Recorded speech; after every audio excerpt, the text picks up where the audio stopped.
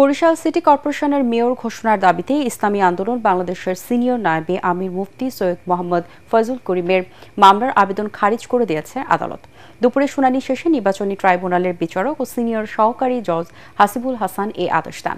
ফয়জুল করিমের আইনজীবী শেখ আব্দুল্লাহ নাসির জানান, ঘটনার পর বহুদিন পার হওয়ায় মামলাটি গ্রহণের পর্যায়ে না থাকার সহ বিভিন্ন কারণ দেখিয়ে আবেদন খারিজ করে দেন আদালত।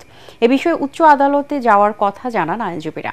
গত 17 এপ্রিল মেয়র পদে বিজয়ী ঘোষণা করতে বরিশাল সিটি নির্বাচনী ট্রাইব্যুনালে মামলার আবেদন করেন ইসলামী আন্দোলন বাংলাদেশের নায়েবে আমির মুফতি সৈয়দ মোহাম্মদ ফয়জুল করিম।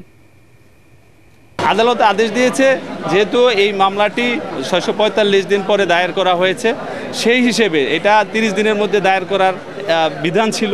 আজকে সিদ্ধান্ত দিছে যে তামাদি হয়েছে, উনি এটা মঞ্জুর করতে পারে নাই, মামলাটি খারিজ হয়েছে। আমরা এই আদেশের বিরুদ্ধে যথাযথ উপর আদালতে, যে উচ্চ আদালতে আমরা আপিল ট্রাইব্যুনালে আপিল করব এবং সর্বোচ্চ আদালতে আমরা